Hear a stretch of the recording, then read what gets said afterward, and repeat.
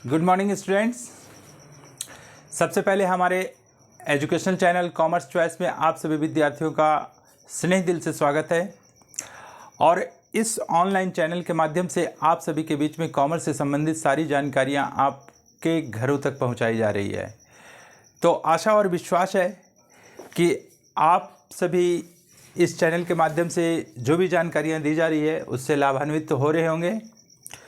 तो आज जो इस क्लास में मैं जिस टॉपिक पर मैं बात करने जा रहा हूं और जिस टॉपिक के बारे में चर्चा करने जा रहा हूं वह है हमारे एक जो भी संस्था है, चाहे एक व्यापारी एकाकी व्यापार के रूप में हो या तो साझेदारी व्यापार कर रहा हो, चाहे जॉइंट स्टॉक कंपनी का कार्य में संलिप्त हो, तो वह व्यापारी यह देखना चाहता है कि हम जो भी व्यापार कर रहे हैं उससे हमें लाभ हो रही है या नहीं हो रही है। अगर लाभ हो रही है तो किस अवस्था में हो रही है, कि लाभ की दर क्या है, और अगर हानि हो रही है तो कहाँ पर कमी हो रही है जिसके कारण से हानि हो रही है। तो ये सब गतिविधियाँ, ये सब चीज़ जानकारियाँ हासिल करने के लिए बहुत सारे तकनीकी ज्ञान की ज़रूरत होती है उस व्यापारी को। तो उसी में से एक चीज़ बनाना पड़ता है, वह है कॉमन साइज स्टेटमेंट।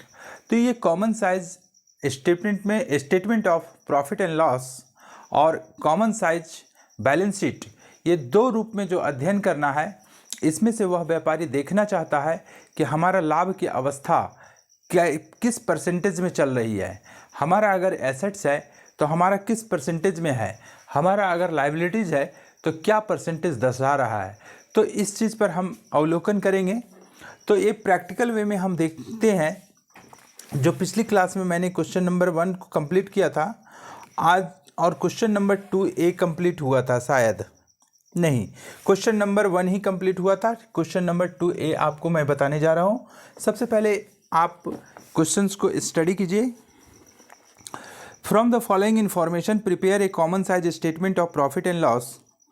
तो रेवेन्यू फ्रॉम ऑपरेशंस दिया हुआ है, एम्प्लॉय बेनिफिट एक्सपेंसेस दिया हुआ है, अदर एक्सपेंसेस दिया हुआ है। तो क्वेश्चन नंबर 1 में 1 ईयर का था और ये क्वेश्चन नंबर 2A में डबल ईयर का दिया हुआ है, मैंने 2 ईयर्स का दिया हुआ है डाटा। ये 2 ईयर्स का परसेंटेज में कैसे दिखाएंगे और किस रूप में दिखाया जाएगा, इस चीज़ के बारे में हम लोग देखते हैं। हम लोग क्या लिखेंगे यहाँ पर, सबसे पहला कि कॉमन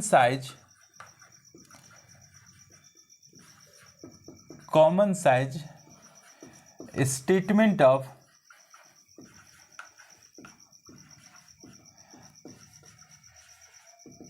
प्रॉफिट एंड लॉस। अब यहां पर देखते हैं क्या, for the year ended 31st March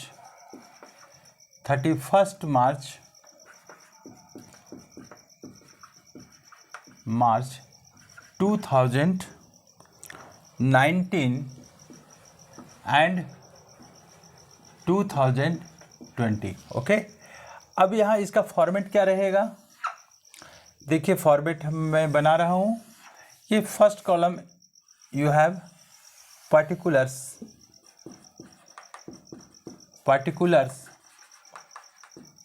second column आपका रहेगा यहाँ पर एब्सोल्यूट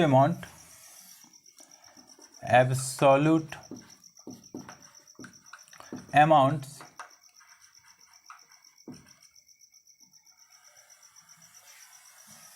और यहाँ पर डाटा रहेगा 31/3/2019 और यहाँ 31/3/2020। ओके, अब यहाँ पर एब्सोल्यूट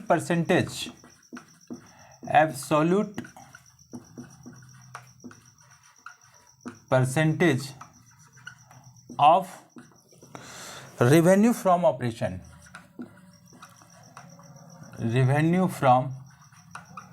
ऑपरेशंस, ओके, ऑपरेशंस। अब यहाँ पर देखिए इसको स्पायरल लाइन में मैंने किया हूँ।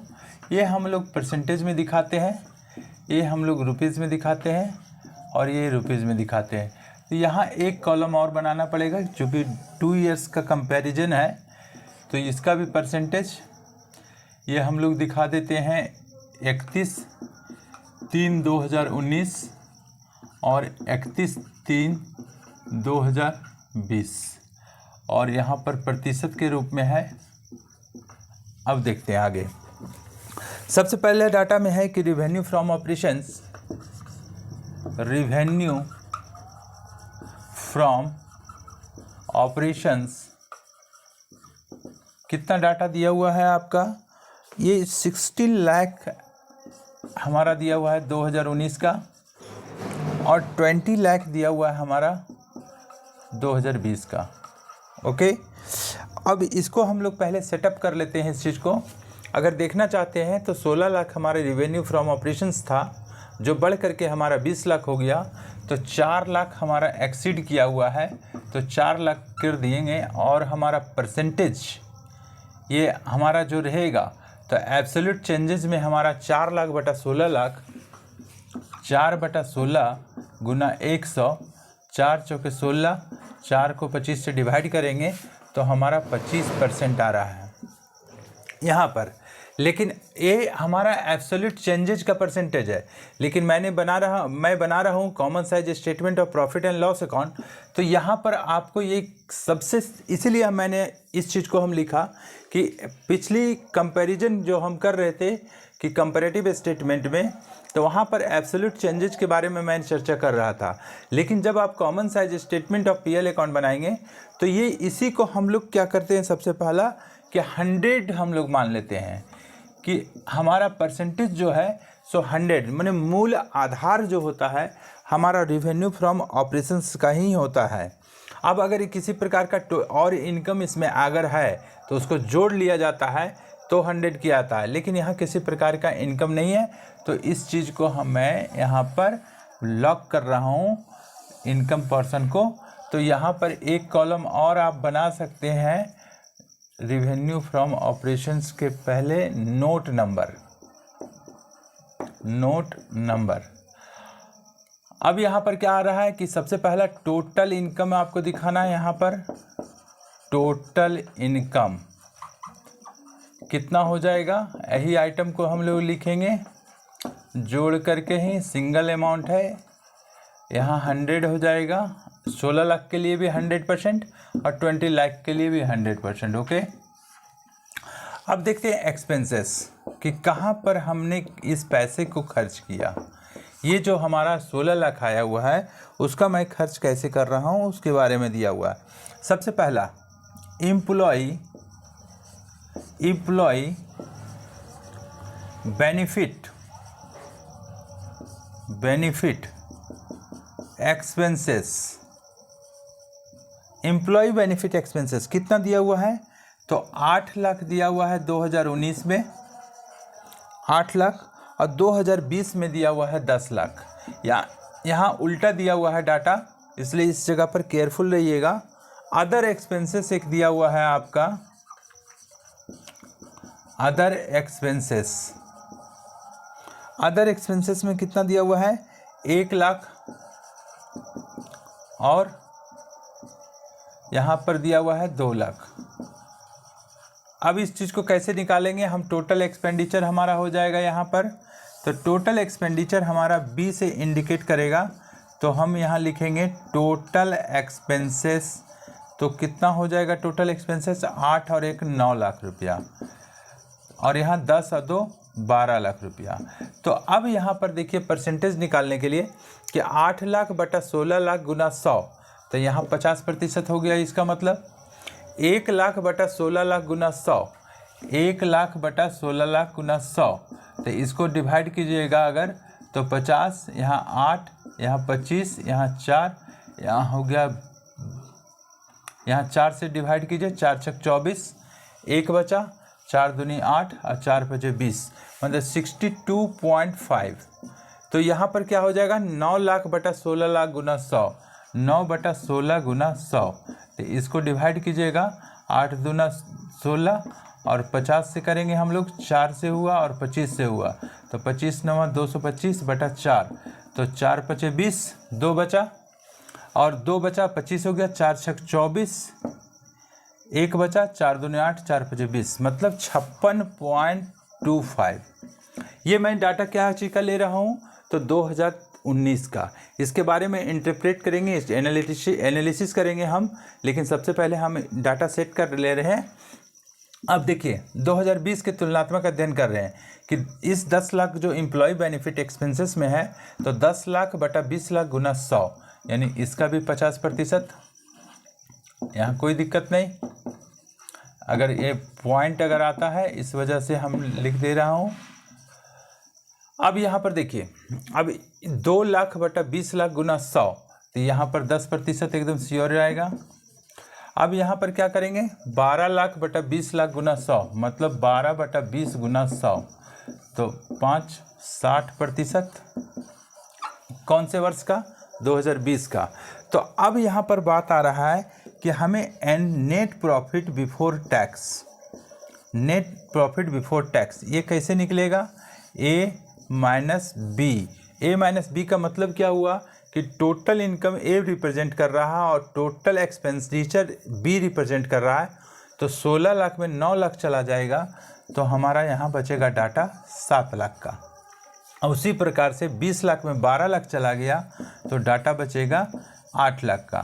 तो अब यहाँ पर कंपेयर किए, 7 लाख बटा 16 लाख गुना 100, 7 लाख बटा 16 लाख गुना 100 कितना हो जाएगा, ये इमेजिन करने की बात है और कैलकुलेशन करने की बात है। तो 7 बटा 16 गुना 100, तो ये 4 से कीजिए और 25 चौके 100 और 4 चौके 16, तो 25 सते 175 बटा 4। तो अब कंपेयर कीजिए, 4 चौके 16, 15 हुआ यहाँ पर, और 4 तिया 12, 3 बचा, 4 सते 28, 4 5 20, मतलब 43.75%। अब यहाँ पर क्या हो रहा है मामला कि 43.75% जो आ रहा है आपका ये प्रॉफिट बिफोर टैक्स, ये आपका 100 और 55, ये हमें कैसे दिखाना पड़ेगा, टोटल एक्सपेंसेस में हमारा 10 लाख और 11 लाख रुपया जो है, इसको हम लोग रेक्टिफाई करके हम देखेंगे इस चीज़ को।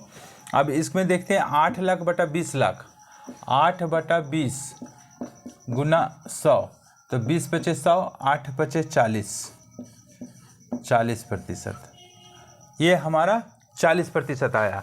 अब देखिए इस चीज़ को, आंसर को टैली करवा के देखिएगा, तो 18 से 19 में जो दिया हुआ है डाटा, ये आपका 100% 62.5% आपका जो आया हुआ है यहाँ पर, तो 62.5%, और उसके बाद में 37.5% जो कैलकुलेशन करने के बाद जो आ रहा है 62.5 और 56.5, इसको 9 बटा 16 करेंगे हम, तो ये चीज़ हमारा आ जाएगा। और 43.75 जगह से आ रहा है, तो 7 लाख बटा 16 लाख गुना 100, तो 56%, 56.25 और 43.75 दोनों का कैलकुलेशन कीजिएगा, तो 100% हमारा आ जाना चाहिए, क्योंकि हमारा टोटल एक्सपेंडिचर जो हमारा इतना हुआ है और हमें प्रॉफिट भी इतना हुआ है।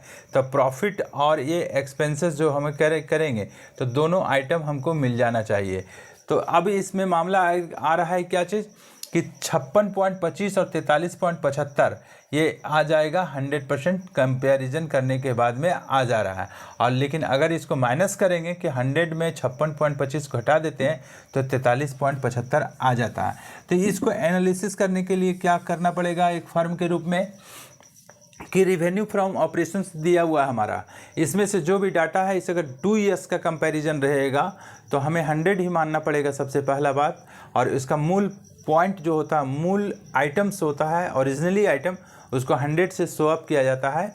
अब यहाँ टोटल इनकम हमारा हो गया, एक्सपेंसेस में जो भी आइटम हमारा रहेगा उसको हम परसेंटेज, हम रिवेन्यू फ्रॉम ऑपरेशन से ही कंपेयर करेंगे, क्योंकि यहाँ लिखा हुआ है absolute percentage of revenue from operation, और इसको टोटल एक्सपेंसेस हम कैलकुलेशन कर लेंगे। और उसके बाद NPBT, that means net profit before tax, A minus B, तो 7 लाख, 8 लाख, 43.75 और 40 लाख। तो कंपेयर कीजिए कि 2019 में हमारा 43.75% था, जो 2020 में हमारा 40% के आसपास में हो गया। तो ये मामला क्या चीज़ आ रहा है कि कैसे हो सकता है, कौन सा पोजीशन अच्छा है। तो हमारा 2003 से 19 का जो पोजीशन है वो बेटर है, क्योंकि प्रॉफिट पिछले 2020 की अपेक्षा में 2019 में ज़्यादा हुआ है। तो ये क्वेश्चन आपका जो दिया हुआ है, ये क्वेश्चन नंबर है आपका 2A, क्वेश्चन नंबर 2A। तो इस प्रकार से हम लोग एक दूसरा क्वेश्चन देखते हैं। क्वेश्चन नंबर 2A कंप्लीट हो गया। ये कॉन्सेप्ट आपका क्लियर हो चुका है। इसमें आप इस चीज़ को बढ़िया से देख करके सॉल्यूशन करने का प्रयास कीजिएगा। और अब देखते हैं क्वेश्चन नंबर, इसी टाइप का क्वेश्चंस है, उसको मैं छोड़ दे रहा हूँ आप लोगों के लिए, इसको बनाने का प्रयास कीजिएगा।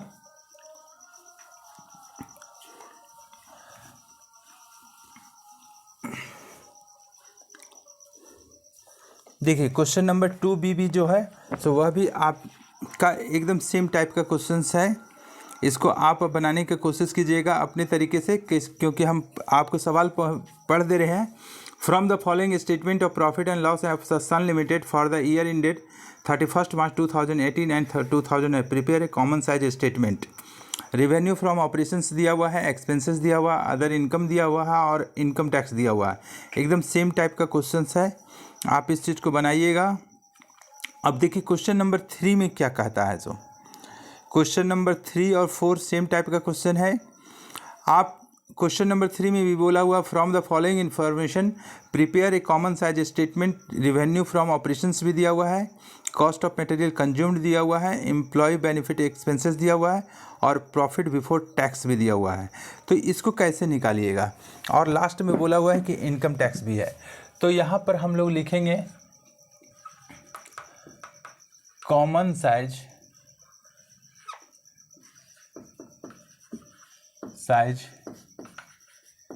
Statement of profit and loss for the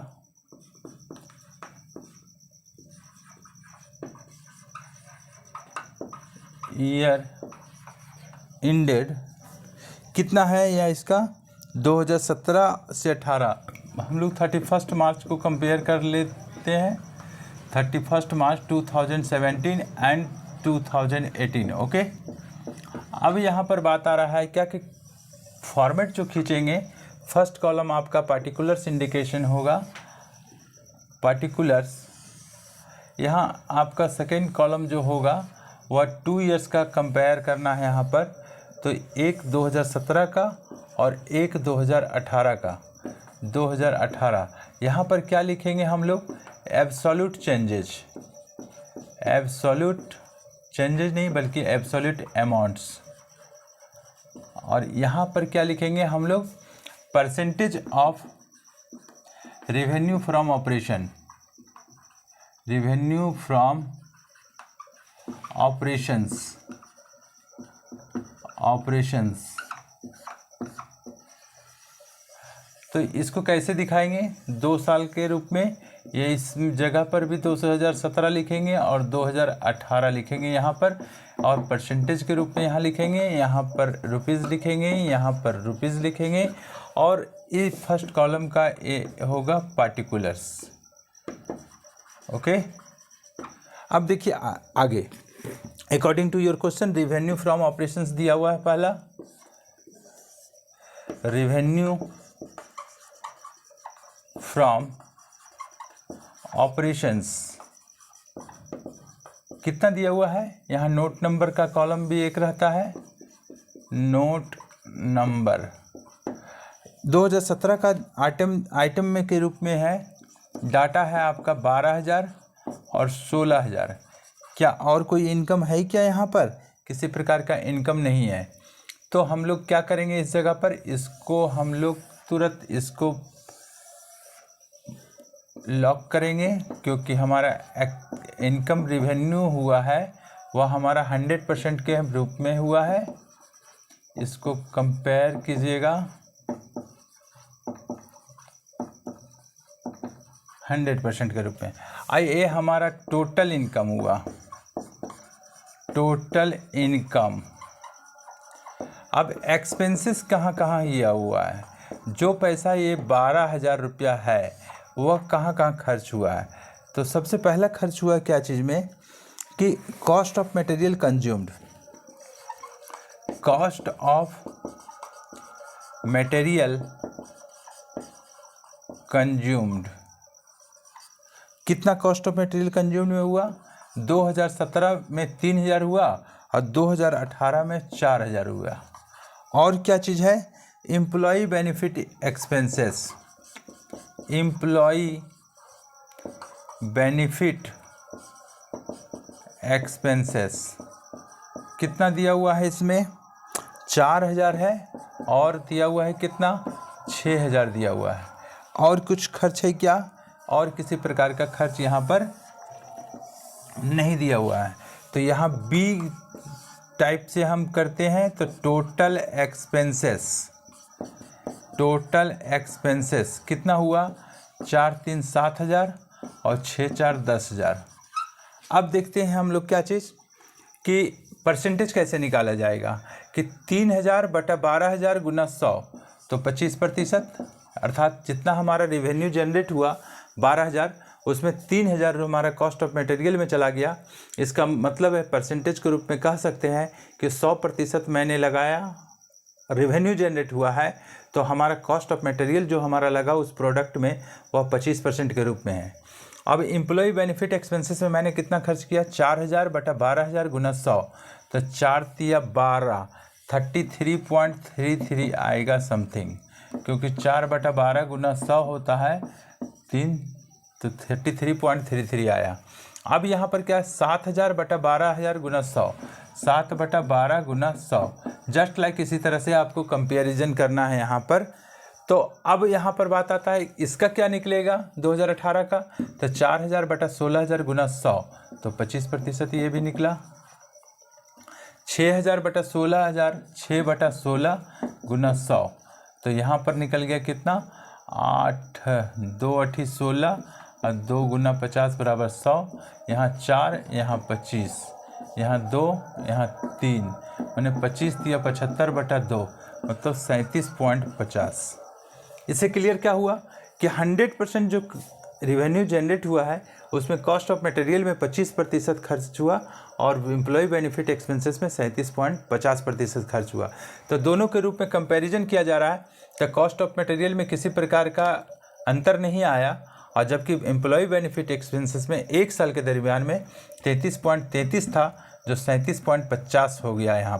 यहाँ बढ़ जा रहा है खर्च हमारा। अब देखते हैं क्या कि ये जो 7,000 है तो 7,000 बटा 12,000 गुना 100 और 10,000 बटा 16,000 गुना 100, तो ये आप कैलकुलेशन कर लीजिएगा इस चीज़ को। 10,000 बटा 16,000 गुना 100 तो 2 पचे 10, 2 8 16, यहाँ बचा 4, 2 चौके 8 अब 50, यहाँ 2 यहाँ 25 मतलब 125 बटा 2 मतलब 62.5%। और यहाँ पर भी वही हालत आएगा जो कैलकुलेशन की मैटर है। ये डाटा आप सेट कर सकते हैं। यहाँ भाग देने में थोड़ी सी परेशानियाँ हो रही है। 7 बटा 12 गुना 100 तो यहाँ 6 हुआ, यहाँ 50 हुआ, यहाँ 25, यहाँ 3 तो 25 सते 175 बटा 3 तो 3 पचे 15, 2 बचा तो 3 8 24, 1 बचा, 3 3 9 58.33। क्लियर। अब यहाँ पर बात आता है कि NPBT क्या निकलेगा, A माइनस बी। ओके, तो A माइनस बी का मतलब 12,000 में 7,000 घट गया तो 5,000, राइट। 16,000 में 10,000 घट गया तो 6,000। अब 5,000 बटा 12,000 गुना 100 तो 5 बटा 12 गुना 100 का मतलब क्या हुआ, 5 बटा 12 गुना 100 तो यहाँ पर हो गया 6, यहाँ 50, यहाँ 3, यहाँ 25 मतलब 125 बटा 3 तो 3 चौके 12, 3 एकम 3, 2 बचा, 3 छक्का 18, 2 माने 41.67, 41.67। अब देखिए क्या आ जाएगा कैलकुलेशन में। अब 6000 बटा 16000, 6 बटा 16 गुना 100, यहाँ 50, यहाँ 8, यहाँ 25, यहाँ 4, अब यहाँ 2 दूना 4, 2 तिया 6, 75 बटा 2, 37.5%, 37.5%। देखिए दोनों जोड़िएगा कि एक्सपेंसेस हमारा जो खर्च हुआ था और हमारा प्रॉफिट जो आया वह जोड़ेंगे तो टोटल इनकम आ जाएगा, क्योंकि 5 5 10, 1 2 3 7 10, 1 6 7 3 10, 3 6 9 1 10, 1 8 9 और 1 10, 1 5 6 4 10। तो हमारा नेट प्रॉफिट बिफोर टैक्स आ गया है। अब यहाँ पर बात आ रहा है कि कितना प्रॉफिट हमारा 2018 में टैक्स के रूप में देना है। तो टैक्स के रूप में देना है 50%। तो यहाँ पर लिखेंगे हम लोग टैक्स 50%। तो 50% का मतलब यहाँ 5000 का आधा 2500 और 6000 का आधा कितना हो जाएगा 3000। तो ये 3000 जो हुआ, ये इसको घटाने के बाद में हमारा जो भी निष्कर्ष आएगा वह हमारा कहलाएगा NPAT, net profit after tax. तो यहाँ पर 2500 रुपया हो गया, यहाँ पर भी 3000 रुपया हो गया। तो अब कंपैरिजन कैसे करना है कि 2500 बटा 12000, 2500 बटा 12000 गुना 100। तो इसको कंपेयर कैलकुलेशन कीजिए, 2500 बटा 12000 गुना 100। तो 3 जीरो कैंसिल कीजिए इसको, 3 जीरो। अब बचा 250 बटा 12, तो 125 बटा 6 और यहाँ पर 6 दूना 12, 6 सत्ते 42, 6 अठे 48, जीरो होगा यहाँ पर, 6 अठे 48, 2 बचा, 6 तिया 18, 6 तिया 18 मैंने 20.83, 20.83। तो 20.83 और 20.83, तो 20 पॉइंट एक जगह 4 कर दीजिए, 20.83 यहाँ पर आ रहा है 33। अब यहाँ पर क्या होगा 3000 बटा 16000 गुना 100। तो 3 बटा 16 गुना 100। तो इसको कंपेयर कीजिए, 8 50 4 25, 4 और 75 बटा 4। तो 4 कितना हो जाएगा 18 चौके 72, मैंने 3 बचा, 4 सत्ते 28, 4 पचे 20, 18.75।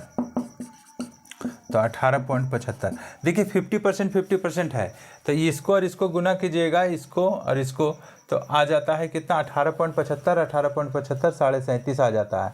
और यहाँ पर आ रहा है क्या, किसी को आपको कंपेयर करना होगा तो आपको 20.83 आ रहा था।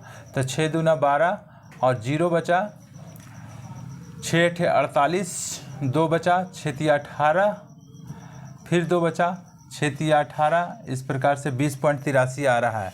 तो 20.83 जो कैलकुलेशन किए रहेंगे, तो यहाँ पर जो कैलकुलेशन जो आएगा आपका 41.67, तो ये अप्रॉक्सीमेट करके किया गया है, तो यहाँ 41.63 लिखेंगे। तो ये 50% 50% 100% हो जाएगा। 3 और 3 6, 8 8 16, 1 2 2 4। तो इस प्रकार से ये क्वेश्चन राइट हो जाता है। तो यहाँ पर मामला आ रहा है क्या चीज़, कि कैसे हम समझेंगे कि ये बिज़नेस जो हमारा जो चल रहा है उसमें रेवेन्यू फ्रॉम ऑपरेशन के तुलनात्मक अध्ययन करके देखते हैं तो क्या हो सकता है और किस परिस्थिति में है।